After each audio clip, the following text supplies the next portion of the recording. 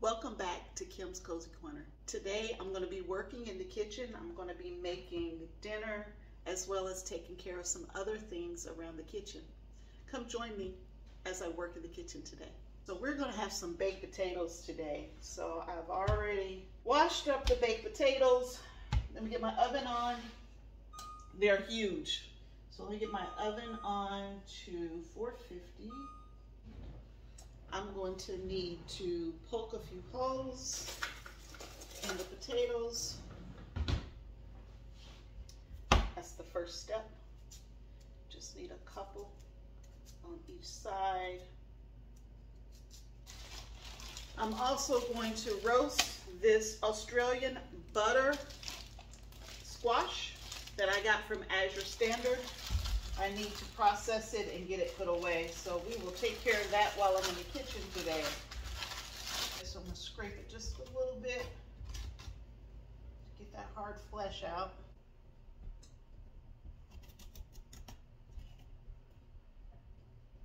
Right, I think it looks good. Most of the seeds were out, so we should be in good shape. And I'm not putting anything on it because I'm just going to roast it.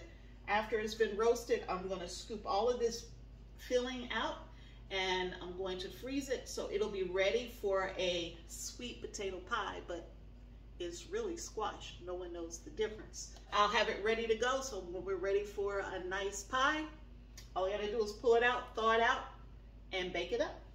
But it's in there, it's ready to go. The potatoes, I'm gonna put them in a little brine. That's how you flavor the outside of it.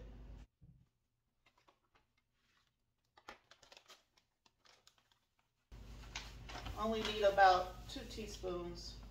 Hopefully that's 2 teaspoons. I've been buying this Redmond real salt. It's mined, I believe, in Utah. Yes, it's mined in Utah, and it's better than the salts that you get from the ocean's floor because it has microplastics and all kinds of other stuff in it. So this is unrefined mineral salt from Utah, Redmond real salt. It's a little bit on the expensive side. So if you like sea salts or Himalayan salts, I think this is similar to that. The only difference is that it's from the US, and all of those things are, in my mind, a little expensive, but it's worth it because it has all those trace minerals in it. Just a little simple brown. It will help flavor the outside of your potatoes, and it's amazing. Makes your potato, the skin of the potato, nice and crisp. And I will not put on any olive oil or anything like that at this stage because it makes the skin very like leather, and I like to eat the skin of my potatoes, so I want them well flavored. Don't get me wrong, we will put some oil on the outside of the skin, but we will do it toward the end of the cooking process. It's a little trick I learned. I don't even remember where I learned it now. In addition to the potatoes, we are going to have a chicken. I'll probably put noodles in it, a chicken noodle soup. I haven't decided if I'm gonna put noodles in it or not, but it will be a homemade chicken soup. Let's talk about the ingredients for my soup. So I have about 3 cups of carrots. Again, I love my carrots, Azure Standard. About 3 cups of onion that I chopped up already. And I think this is 2 cups of celery for the soup. I also have my freeze-dried chicken broth that I will reconstitute in some water here in these containers. Didn't feel like mincing any garlic, so I'm going to use my freeze-dried minced garlic in my soup.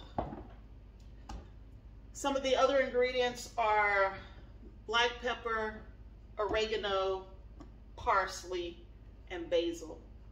And the secret ingredient they never ever know what's in there. They just like, it's sweet. Why is everything so sweet? All right, and that's it. Oh, butter and bay leaves. Butter and bay leaves and some olive oil. So I think I have everything out besides the flour, because I may put just a little bit of flour to make it a little thicker broth in the soup. It's chicken soup, so I pulled out some of my chicken thighs from Butcher Box. And that's what I'm gonna put in the soup. We're gonna have potatoes. That'll be our whole meal. I probably use way too many paper towels. So that's something I think I need to work on this year. It's just how many trees am I killing by using paper towels. The stove is almost up to 450. I'm gonna go ahead and put the squash in the oven. The oven is up to temperature, so I'm gonna get my potatoes in the oven.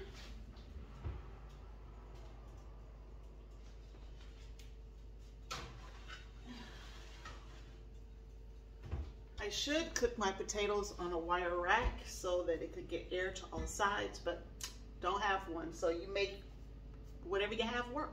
Potatoes need to go for at least an hour because there's some really big potatoes. So I'm going to work on some other things because I think I want to make some Italian herb bread. I've never made it before, so let's try that recipe out. So I have a, yeah, I can't pronounce that either. I don't know how I am about words. This brand, bread maker. Zogirashi. I probably said that wrong. I've had it now for a little over a year, and I absolutely love making fresh homemade bread in it. It does all the work for me.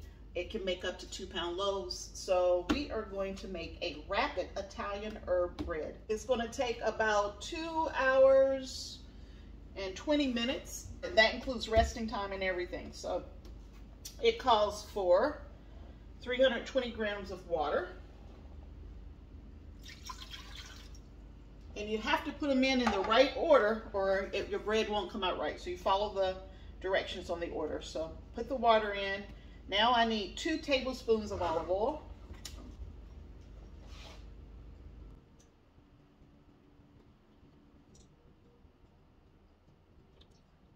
Following the order.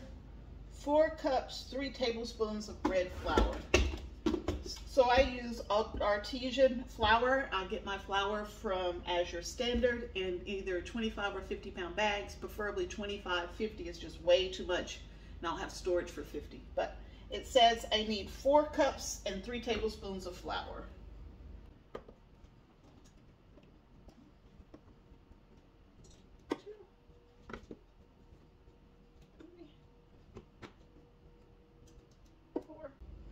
And now it says I need 3 tablespoons. Y'all know I don't like to measure. Yep, that looks like 3 tablespoons. I'm not measuring. Sometimes I make a mess, but this should come out just fine. So I got the flour in, 4 tablespoons of sugar. Is that right? 4 tablespoons of sugar. 1, 2, 3,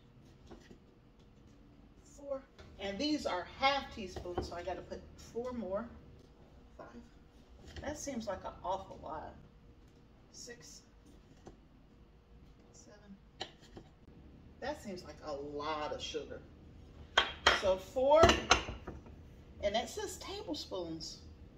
Let's follow the recipe. 2 tablespoons of dry milk. And I already have my measure utensil in there. And dry milk, I need 2 tablespoons. 1, 2 heaping tablespoons with a little extra. 2 teaspoons of salt. And I just have some canning salt here. If you don't put salt in your bread, it'll taste like nothing. 2 teaspoons of dried basil. I wonder what this is going to taste like. 2 teaspoons of dried basil. 1, Let's make it 3. Let's make it nice and herb heavy. Yeast, I need 2.5 teaspoons of yeast. You don't want your salt and your yeast to touch. That's it. Close my lid, plug her up. I'm going to put it on course number 9. And we want a medium crust. We want to start it. And that's it. We got bread going. And it says actually it's going to be done in 2 hours and about 30 minutes. Let's clean this mess up and head back over to the stove. I have the bread taken care of, so we're going to go ahead and get this chicken broth going. I like to make my own broth, and I now purchase my beef from a local farmer. So I get beef bones so I can make my own bone broth. But for chicken, I just can't seem to get enough chicken to keep enough chicken stock prepared, ready to go. So I found this freeze-dried chicken broth, and I love it. I love it. It reconstitutes perfectly. I had to put a little note on the top of it on how to use it. So I need 1 teaspoon to 1 cup of water. So 1 teaspoon for 1 cup. There's 2 cups in here. So that's gonna be 2 cups of water. I'm gonna have 4 cups in this one.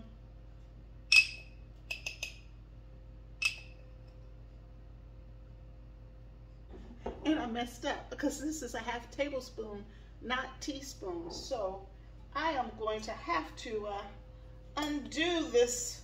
Oops. I have to undo it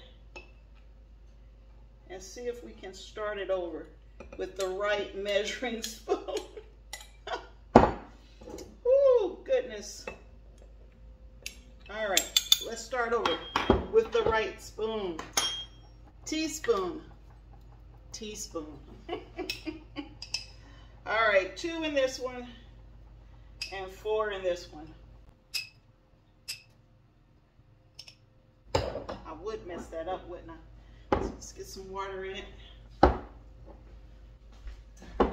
So I just put a little bit of water in it first, so I don't have any clumping.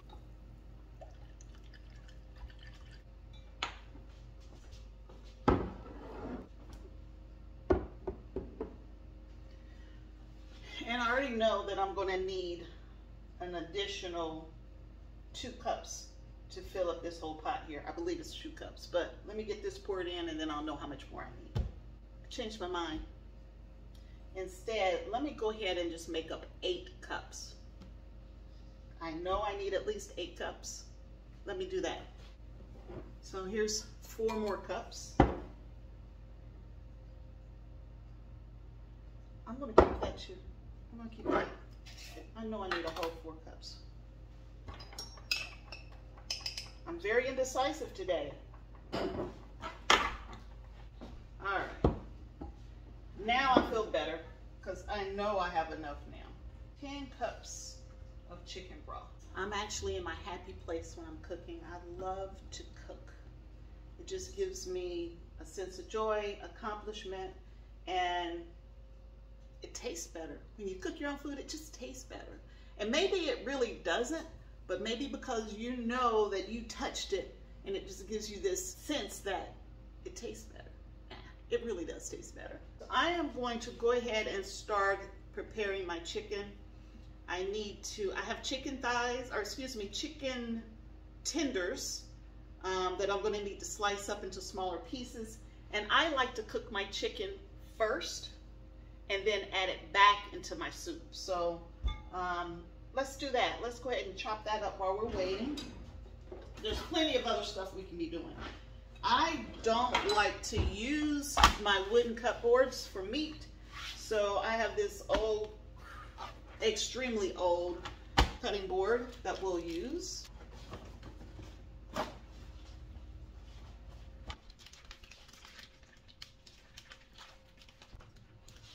want to dry it off just a little bit.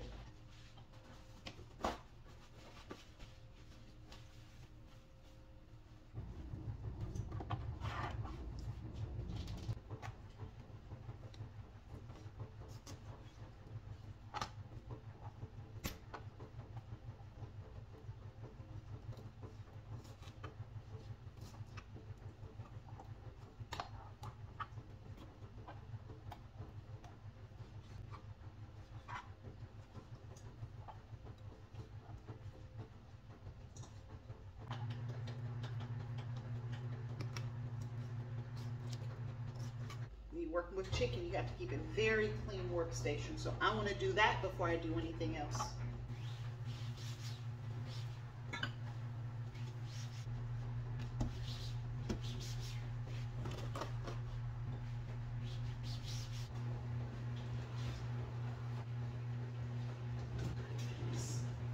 My oven smells like sweet potatoes.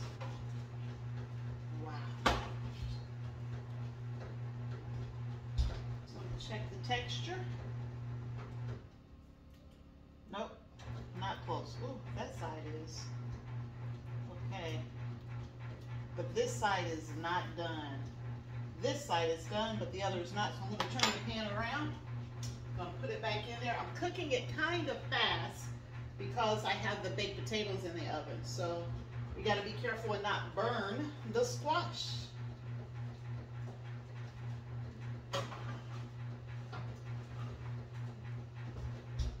Aren't these the cutest little mittens? My 7-year-old got me these for Christmas because she says, I'm always in the kitchen. Grab some seasonings for the chicken. Put some salt on it, some pepper.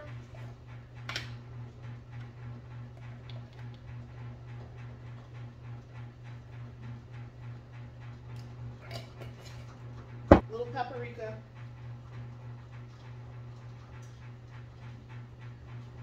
And a teeny little bit of chili. Ooh, how about some garlic?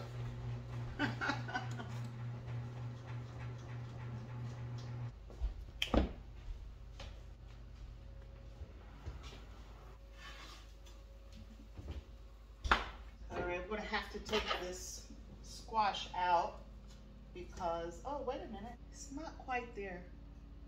I am going to put it back in, but I gotta be very careful because I feel like it's trying to burn on me. I don't want it to burn.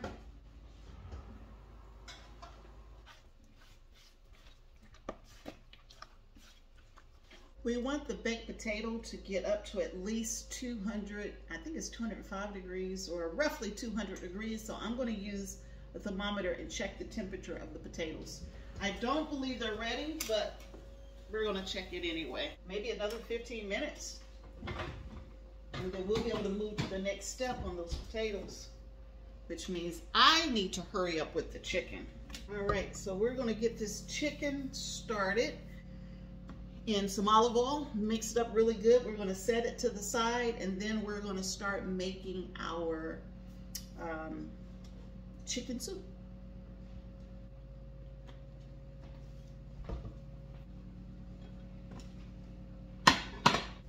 It's time to get serious now. I don't want to get grease all over me, so let's just get this apron on to protect my clothes. Pan's hot.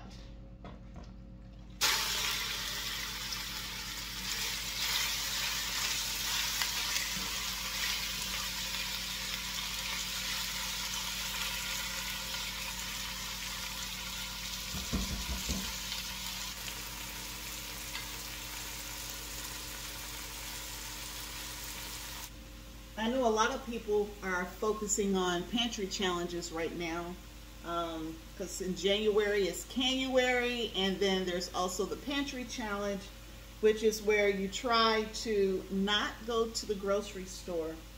I'm not really doing the pantry challenge this year, but I am being more conscious about going to the grocery store.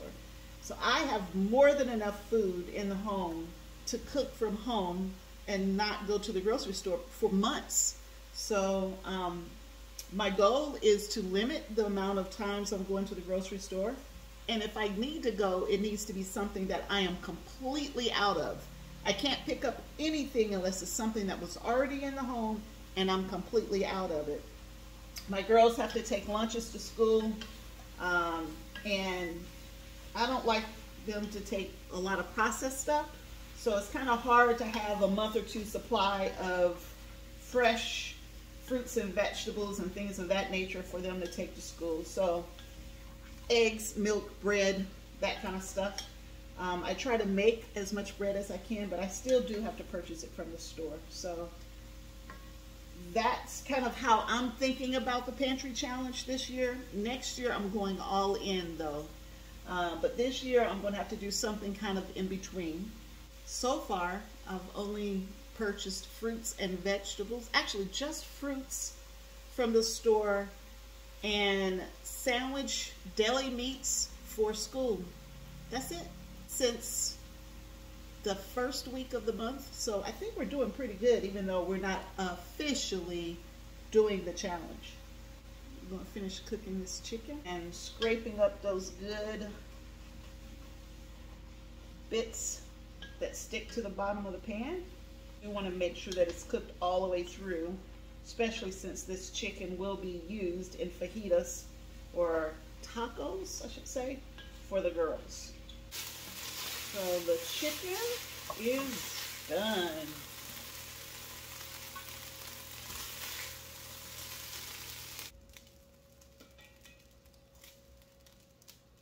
Now we need to do some sauteing of some, we got over there, onion and carrots and celery. There's chicken bits in the bottom of the pan. We will scrape that up and that'll be part of our wonderful soup. So we're gonna go ahead and add everything. Again with the carrots, you know, they're gonna need to soften up for us. Same thing with the celery.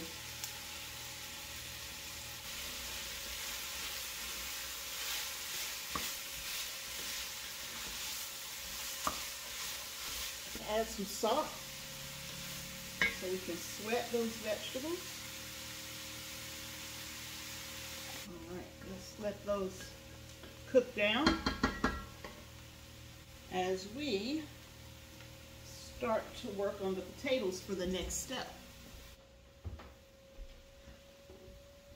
For this next step, we need to baste our potatoes with vegetable oil or olive oil or whatever type of oil you prefer to use. This is what's going to give it that crispy flavor. Potatoes look kind of dry, but they won't be. Just wait for this shiny crust that they're getting ready to put on. When you're making a sweet potato pie, some people boil their potatoes versus roasting them in the oven, and it gives it a watery taste. If you roast your potatoes or your squash, whatever you're planning on using in your pie, versus boiling them, it has a much stronger potato or whatever, you know, your flavor. If you're making pumpkin, it'll be a better pumpkin flavor. Roasting it also pulls the water out of the potato or the squash or whatever it is you're cooking. It'll pull that water out, give you a much better taste. Imagine if I had put this on a rack so that the bottom could have been coated, the heat could have got to the bottom. This would have been even better. I don't want to waste the oil. There we go. Give this a quick stir, make sure nothing's burning. Let's get this back in the oven.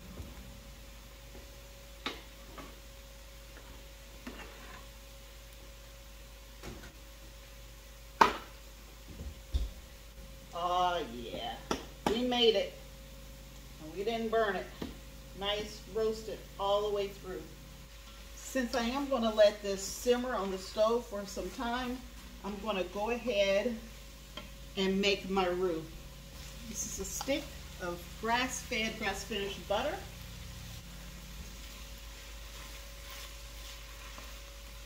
I don't want to put too much butter in there because I already have oil in there as well. But we need to melt this butter. And again, I'm making 7 or 8 quarts, so I'm making a lot. You may have to divide yours in half or quarters or fourths or whatever to get to the right combination of ingredients for what you're making. This is flour. I don't think I told you what I was doing, but I'm adding some flour now. It's going to thicken up my broth.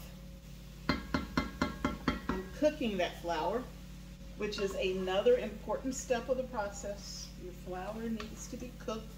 I'm going to let it cook for another 2 or 3 minutes. As I'm thinking about it, I eat a lot of soup this time of year, and I always started off pretty much with the same ingredients: onions and carrots, and then is whatever else I have on hand. So it could be celery, it could be other fresh vegetables, broccoli, whatever, you know, I have on hand. But everything kind of starts with onion and carrots for me. I mean, even if I'm making a stew or roast, anything, onions and carrots are going in everything. I'm going to go ahead and start adding some of my seasoning. So this is minced garlic, and it's freeze dried, so it's going to have to reconstitute with the soup. So as the soup simmers, it'll be reconstituting. I'm going to go ahead and put some pepper in here, some basil. I'm just thinking about a little bit of oregano. I don't use that much oregano, but let's put just a little bit in there, just a hint. Give us a little different flavor today. Old Faithful is parsley. Parsley goes in everything. I could have waited and put it in at the end, but this is okay too. My Korean red pepper. Uh-oh, I almost waited too long this time. It's okay. We'll clean the bottom as I'm adding my broth. So I am adding 10 cups of broth.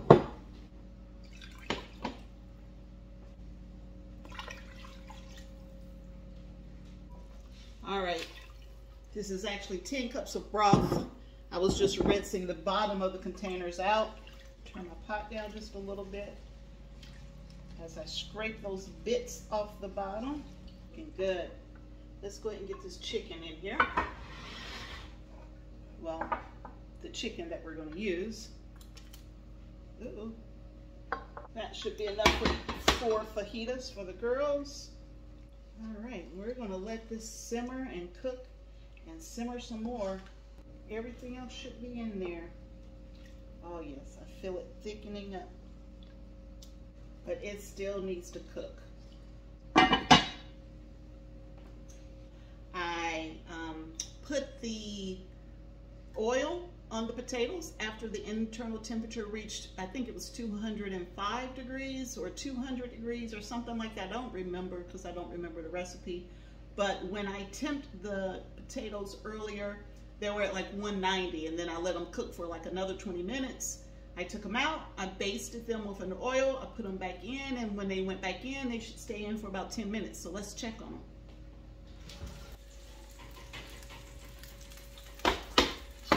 Look at those baked potatoes. Wow. I'm gonna have to bring you in close. I need you to see this. Look at those potatoes. Don't they look amazing? They're crispy, got a nice crust on the outside, but they're gonna be very light and fluffy on the inside. So I'm gonna let them sit for about 10 minutes, and then I'm gonna go ahead and cut them. I just want to show you how the broth has thickened up. Again, it's not like super, super thick, but it's got a creamy texture, a light thickness to it. We still need to cook these carrots some more, so we're not done because we don't want crunchy carrots. I'm also going to add a couple bay leaves in here for flavor. Now I got to remember to remove them at the end, but just a couple bay leaves. And I think I will put some egg noodles in this soup. I'll put egg noodles in here at the end when we're almost done. So let me cover it up and let's keep it going. All right, wanted to let you see the soup and how it's doing. Look at that. Those carrots, all of the seasoning. My file was corrupted and I did not capture putting the egg noodles into the soup. The picture here shows the soup with the egg noodles, and everything mixed in. All right, here's the finished Italian herb bread. It looks amazing. Let me cut a slice and I'll show you the inside. All right, here's the finished meal. There's the chicken and egg noodle soup. There's the Italian herb bread and the baked potato. So there's the meal for the day. I hope you enjoyed this video hanging out with me in the kitchen today. If you enjoyed this video, please give me a thumbs up. Have a great day. Bye-bye.